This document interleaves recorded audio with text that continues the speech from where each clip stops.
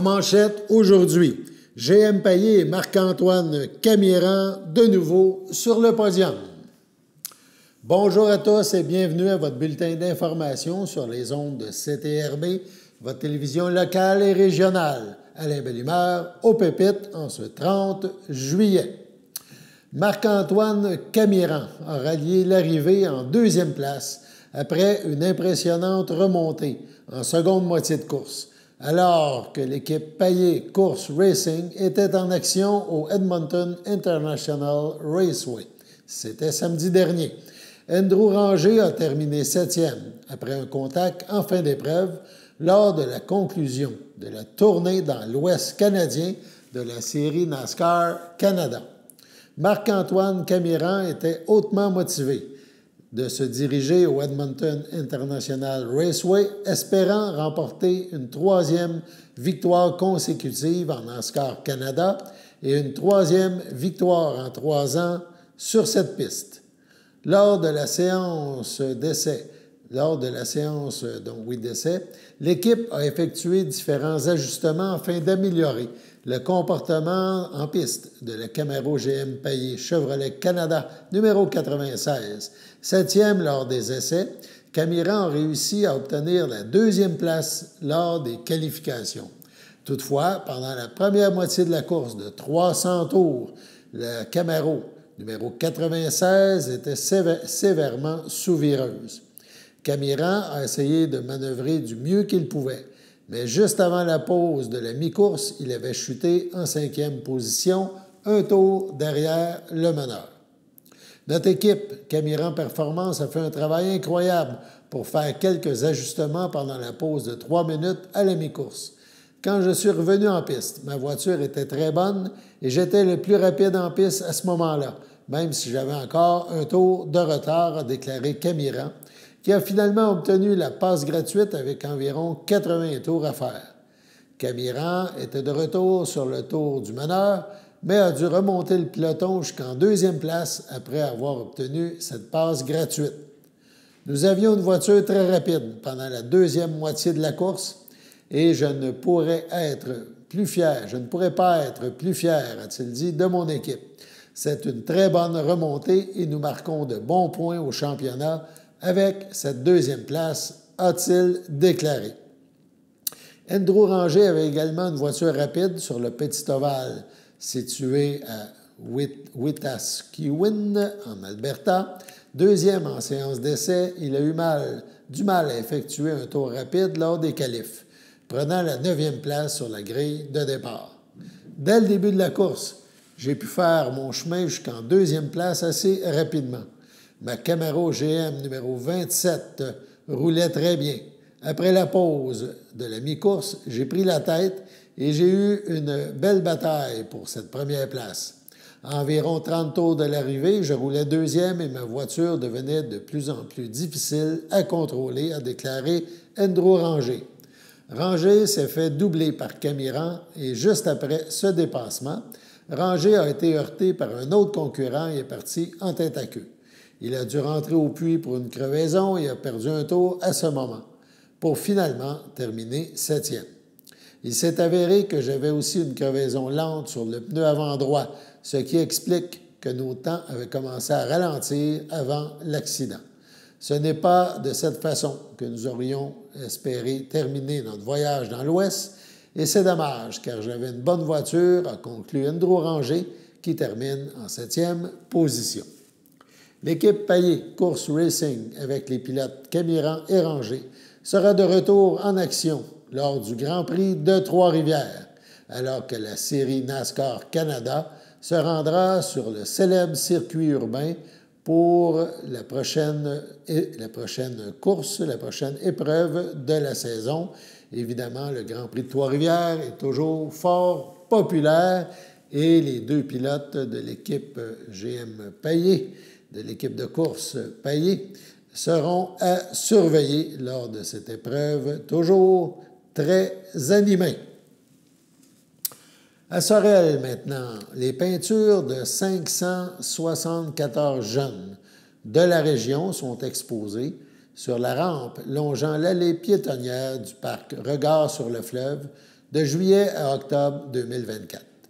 Donc, ça a débuté cet été et ça se termine cet automne. Pour une 22e année consécutive, les élèves du 3e cycle du primaire du Centre de services scolaires de Sorel-Tracy ont fait appel à leur créativité lors d'ateliers scientifiques et artistiques dans le cadre du projet éducatif annuel du Biophare. Cette année, le projet s'intitule « La vie de notre écosystème, l'importance des milieux humides du lac Saint-Pierre ». Cette thématique est en lien direct avec l'exposition permanente du Biophare. L'observation du lac Saint-Pierre, qui dévoile toute la splendeur des habitats, de la flore et de la faune de la réserve mondiale de la biosphère du lac Saint-Pierre, reconnue par l'UNESCO en 2000. Elle met aussi en lumière les rôles importants joués par les milieux humides dans le maintien de la qualité de l'eau du Saint-Laurent. Différents ateliers ont permis aux élèves d'explorer la région du lac Saint-Pierre tout en laissant libre cours à leur créativité. Leurs œuvres sont donc exposées jusqu'à fin octobre au parc Regard sur le fleuve, c'est à Sorel-Tracy. Sur ce, allons à la pause. Votre station de télévision de Berthierville vous invite cordialement à son bingo hebdomadaire télédiffusé tous les samedis matins dès 9h30. Depuis longtemps, les fans de CTRB se divisent le joyeux montant de 600 $ chaque semaine à cette joute de bingo. N'oublions pas non plus le super bingo mensuel d'une cagnotte de 2000 $ que vous pourriez vous partager chaque premier samedi du mois. Un moment de fébrilité qui pourrait devenir payant pour plusieurs d'entre vous. Pour vous procurer ces fameuses cartes de jeu, les dépositaires participants sont à Berthierville, le dépanneur Formule 1, la station-service Arnois sur le boulevard Gilles Villeneuve, le marché IGA Extra Famille Mont-d'Or sur la rue Gabrielle Brissette, le marché Métro Boucher sur la rue Notre-Dame et la pharmacie Proxime sur la rue Frontenac. À Saint-Ignace de Loyola, le dépanneur Proxy sur la rue de la Traverse, la boucherie Aldo sur le rang Saint-Michel. C'est donc un rendez-vous hebdomadaire chaque samedi matin à 9h30 sur les ondes de CTRV, votre télévision locale et régionale, celle-ci toujours en haute définition. Toute l'équipe de CTRB vous remercie de votre fidélité et vous souhaite bonne chance.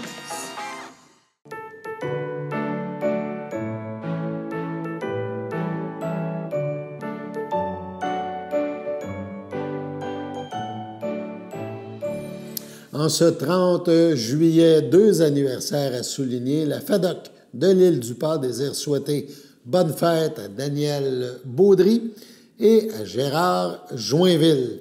Donc, aussi, c'est votre anniversaire à vous, chères téléspectatrices, téléspectateurs. En ce 30 juillet, eh bien, toute l'équipe de CTRB se joint à moi et vous souhaite bonne fête. On parle maintenant du Centre d'action bénévole d'Autrey, le CABA. On sait que le CABA organise plusieurs activités durant la période estivale, on pourrait même dire à l'année. Donc, on parle cependant maintenant de l'activité pour l'été. Il reste encore quelques places, entre autres pour assister au prochain festival de Saint-Tite, Festival Western. À ce sujet, on écoute Monique Drainville du CABA. Elle nous parle de cette activité. OK. Une activité que je trouve le fun, que vous avez rajoutée, puis que ça n'a jamais été fait par le CABA. On avait beaucoup, les voyages, le théâtre, des choses. Mais aller à Saint-Tite, ça c'est l'idée du cow-boy Christian. Donc, Christian, notre cow-boy. Oui? Oh, oui. Donc, Christian a eu cette idée-là. J'ai planifié ça avec lui. Donc, mercredi 11 septembre, Festival Western de Saint-Tite. On a choisi la date du mercredi 11 septembre parce que c'est là la journée où il y a un peu moins d'achalandage. Parce qu'on sait que c'est énorme le monde qu'il y a là, mais le mercredi semblait un peu moins achalandé selon les responsables là-bas. Donc, 11 septembre, on part du CABA dans l'après-midi à 13h et on va au site à 14h30 du festival. Ça inclut l'étoile du shérif, pour ceux qui connaissent ça. L'étoile du shérif, on la porte, puis on peut se promener dans différents kiosques. Donc, on a accès à plus de choses quand on possède ça. Puis, on soupe là-bas, c'est à vos frais pour le souper. Il y a des aires de bouffe, des food trucks, tout ça. Vous choisissez où vous allez. Et on assiste à un rodéo qui est commandité par le gouvernement du Québec. Et ce n'est pas le rodéo du gouvernement du Québec. Là, on ne voit pas des ministres assis sur... Non, c'est ça. C'est juste la commandite du gouvernement du Québec. Et à 11h30, et on revient à cette heure. Ça aussi, c'est en autocar de luxe. On a une date limite pour s'inscrire, mais comme tous les voyages au Caba qui se remplissent assez vite, si vous attendez la date limite, des fois, c'est rempli bien avant. Et ça vous donne l'occasion de voir ça. Moi, je vais t'avouer, honnêtement, j'ai jamais été... Mais ça tente, là. Ben, c'est ça, puis il faut voir ça. Ça allait, il faut voir ça dans notre vie, il faut aller voir ça, parce que c'est un... Tu sais, Saint-Tite, qui est un petit village, on parle de 4-5 000 habitants, devient 20 000, 25 000 avec des roulottes. En peu de temps, avec des roulottes, puis le monde à chevaux, puis les rues qui se promènent à chevaux. On change de monde directement. C'est quelque chose, je pense, qu'il faut voir dans puis le fait de le vivre, là, il y en a qui sont peut-être inquiets, là, parce qu'il y a beaucoup de monde, ça, mais le fait de le vivre en groupe, justement, ça peut être... enlever l'anxiété un peu de mais quand on suit en groupe, ben, ça peut être intéressant dans ce grand festival-là d'être avec d'autres personnes. C'est ça, de se sentir en sécurité et de savoir qu'on s'en va. Oui. C'est bien. On n'a pas donné le numéro de téléphone, 836-7122. Au Caba. Au Caba. Vous appelez au Caba, vous demandez à parler à Manon. C'est elle qui prend les inscriptions. Ce qui est important, on a rajouté quelques jours pour s'inscrire à cette activité. Les inscriptions, donc, se poursuivent jusqu'au mercredi 7 août, nous indique-t-on. Vous avez donc une dernière chance de faire partie du groupe et vivre une superbe expérience qui sort de l'ordinaire avec les gens du Caba. Visite du village de Saint-Tite et de ses artisans, food truck, danse en ligne, musique sous les chapiteaux, rodéo en fin de soirée, et on nous indique que les billets pour le rodéo, c'est des très bons billets. Pour des billets de façon à voir l'action de très près, nous dit-on. Donc voilà, ça vous tente, on s'inscrit au Caba. Également, on a le club de marche qui est toujours actif. Et ce club, ou les membres du club, se donnent rendez-vous les mardis matins. Donc, le Caba vous propose cette belle activité. On écoute un autre extrait du Caba.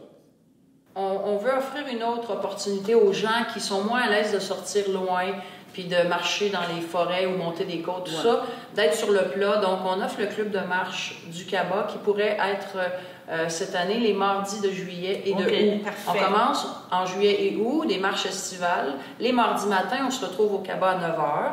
On part du Caba et on fait des randonnées dans les rues de Berthierville avec une boucle qui repasse vers le Caba. Donc, si jamais il y a des gens qui ne sont pas trop à l'aise de marcher très, très longtemps, bien, au moins, on sait qu'on revient au Caba. Alors, vous pouvez débarquer. Ouais. On ouvre la porte. Tu ouvres la porte et mets dans le char. On débarque, puis ceux qui sont plus à l'aise de continuer, bien, on repasse un peu plus loin, peut-être même arrêter prendre un petit café aux bricoleuses. Parfait. Donc, c'est le club de marche estivale du Caba qui commence mardi, le 2 juillet. Donc, il faut toujours s'inscrire. Hein? Même si les activités sont gratuites, il faut s'inscrire au Caba en appelant Manon 450-836-7122. Deux questions. Oui. Est-ce que c'est des parcours, tu me dis que là, oui, c'est dans la ville? 1 heure, 1 heure et demie. Mais ça correspond à quoi? 4 km? 4-5 km que tu vas faire? À peu près 4 maximum, là. OK. On va tourner ici près du Caba pour débarquer. Toujours le même trajet? Ou non, on va les promener un petit peu partout. Okay. On va aller voir le parc là, près du fleuve à l'autre côté. Donc, on essaie de cibler des endroits où on peut aussi s'asseoir. OK, c'est bon. Que ça, comme tu dis, on s'inscrit parce que tu veux savoir si tu peux pas si on part on s'inscrit même si c'est gratuit. Parfait. Et ça, c'est à tous les mardis? Juillet et août. Parfait. De 9h à 10h30.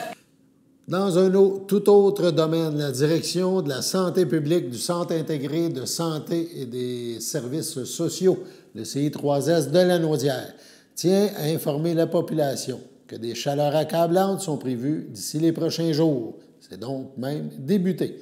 Voici les principales mesures de prévention à adopter lors de chaleurs intenses. Buvez beaucoup d'eau sans attendre d'avoir soif. Passez quelques heures par jour dans un endroit froid ou à l'air climatisé et informez-vous. des options offertes dans votre municipalité pour vous rafraîchir. Réduisez vos efforts physiques.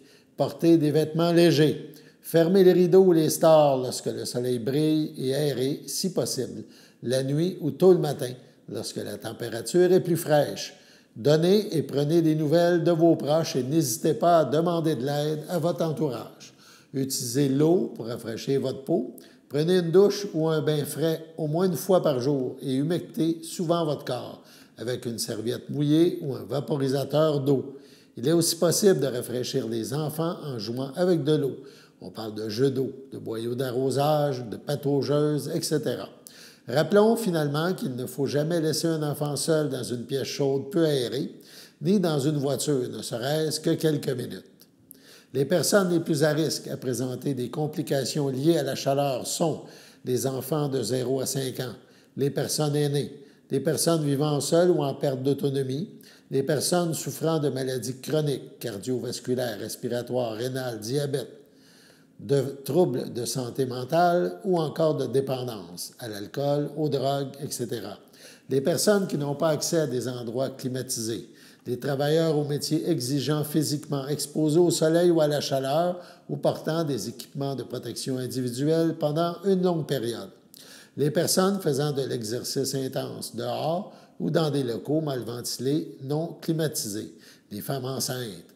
Voilà tous les gens là, qui doivent redoubler de vigilance. Quels sont les symptômes à surveiller pour les coups de chaleur? On parle de mal de tête, de crampes musculaires, d'enflure des mains, des pieds, des chevilles, fatigue inhabituelle ou épuisement, signe de déshydratation, bouche ou peau sèche, forte soif, urine plus foncée, poux, respiration rapide, nausées, vomissements. En présence de ces symptômes, rendez-vous sans tarder dans un endroit frais et buvez de l'eau. Pour toute question sur votre état de santé, communiquez avec InfoSanté au 811 ou consultez un professionnel de la santé. S'il y a présence de fièvre, d'étourdissement, confusion ou perte de conscience, il pourrait donc s'agir d'un coup de chaleur. C'est une urgence médicale. Composez le 911 pour obtenir de l'aide. Sur ce, on passe à la pause.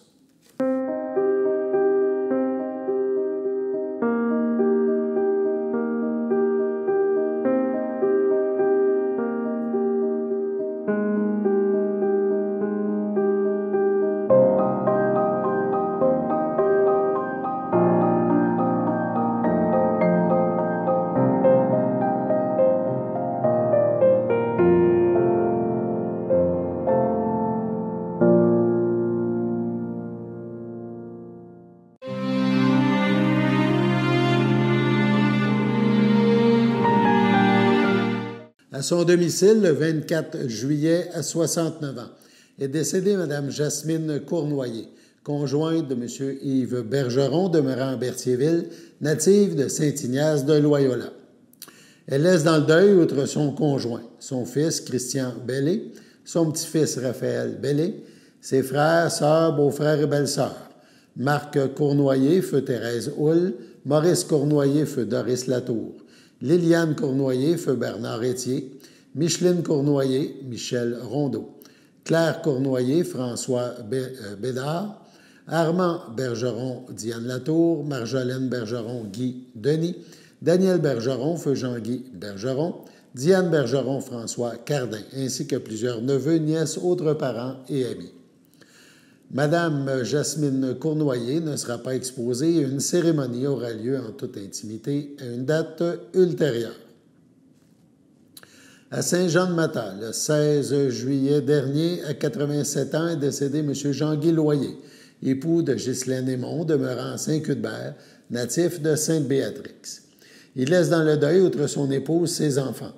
Ginette Loyer, feu Sylvain Lambert, Benoît Loyer, José Lamontagne, Richard Loyer, José Beauparlant, ses petits-enfants, Jessie, Mathieu, Amélie, Valérie, Ariane, Benjamin et Karina, ses arrière-petits-enfants, Cathy, Zia, Thomas, Laïa, Morgan, Alice, Léa Rose, Jasmine, Charlie et Rosemary, ses belles-sœurs et son beau-frère, Fabiola Delorme, feu Charles-Édouard Loyer, Huguette Guimont, feu Roger Loyer, Denis Fortier, feu Bérangère Raymond, ainsi que plusieurs neveux, nièces, autres parents et amis. La famille vous accueillera jeudi 1er août de 19 à 21 heures et vendredi 2 août dès 10 heures au complexe funéraire F. Thériault, 741 rue Notre-Dame à Berthierville. Suivra une cérémonie à la chapelle du complexe à 14h30.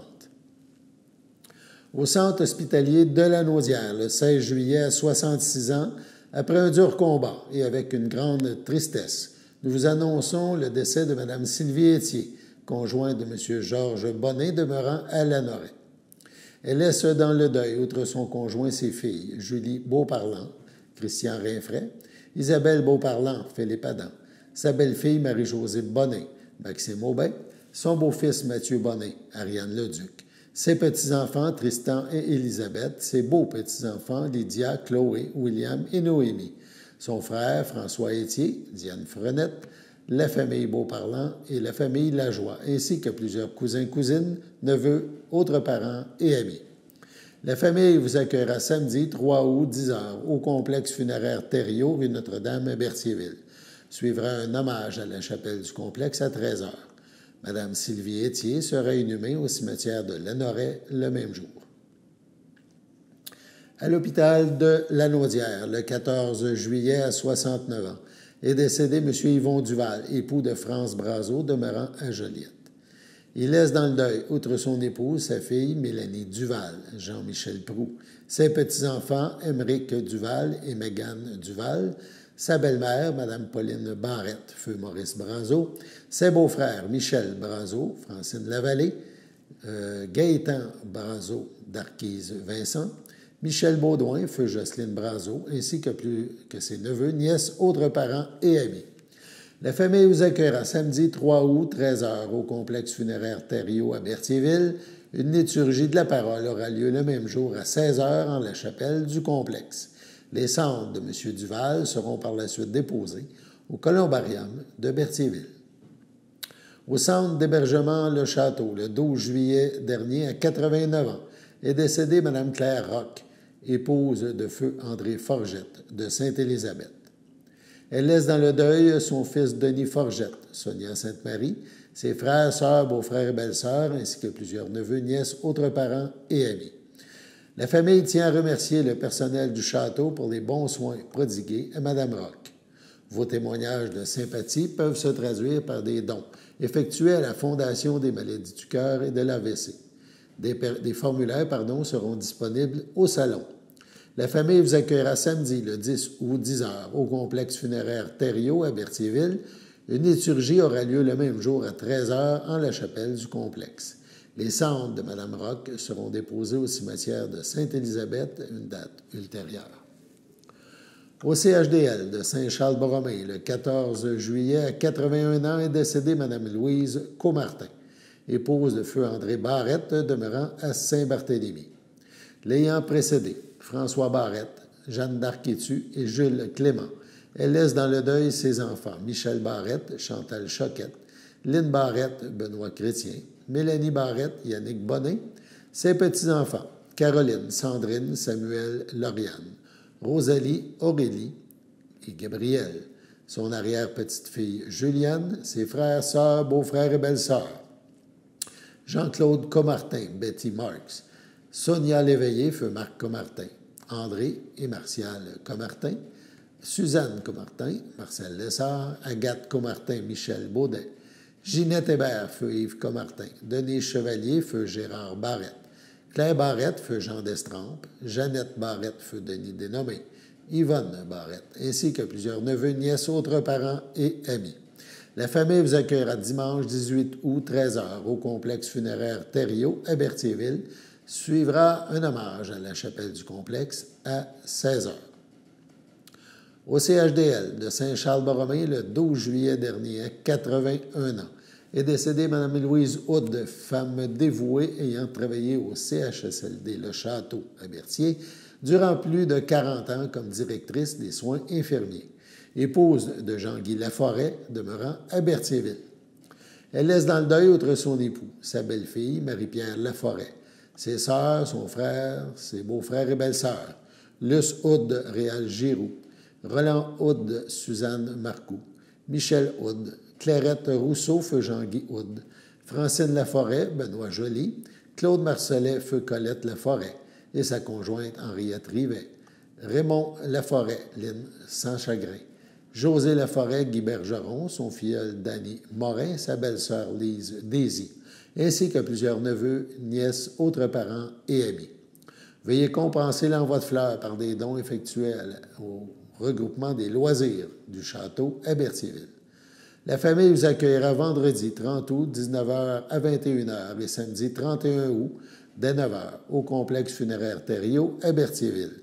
Suivront les funérailles en l'église Sainte-Geneviève de Berthier à 10h. Madame Louise Houd sera inhumée au cimetière de Berthierville le même jour. À la Villa Berthier, le 18 juillet, à 93 ans et 11 mois, est décédé M.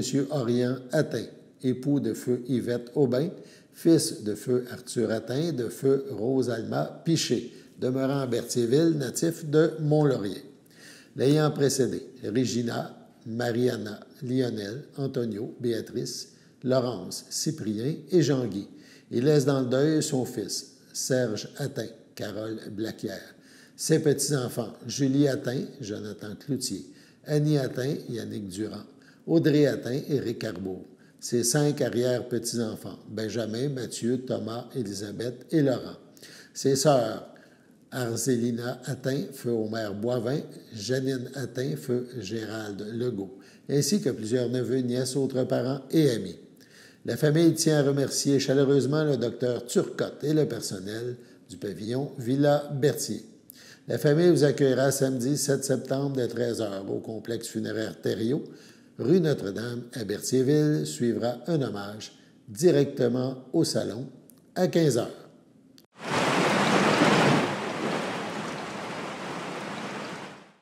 Bienvenue à votre météo avec Théo. Aujourd'hui, mardi après-midi, il fera ensoleillé avec des passages nuageux avec une température de 29 ainsi qu'un ressenti de 37. Mardi soir, il y aura une température de 26 avec un ressenti de 35 ainsi qu'un ciel avec des passages nuageux. Et pour mercredi matin, il y aura des risques d'orage avec une température de 22 ainsi qu'un ressenti de 27 et avec 5 mm de pluie. Mercredi après-midi, il y aura aussi des risques d'orage avec une température de 24 ainsi qu'un ressenti de 32 avec aussi 5 mm de pluie. Mercredi soir, il y aura des risques d'orage dispersés avec une température de 23, un ressenti de 30 ainsi que 1 à 3 mm de pluie. Et finalement, pour mercredi nuit, il y aura une température de 21, un ressenti de 25 avec des risques d'orage dispersés avec 1 à 3 mm de pluie. C'était tout pour une météo.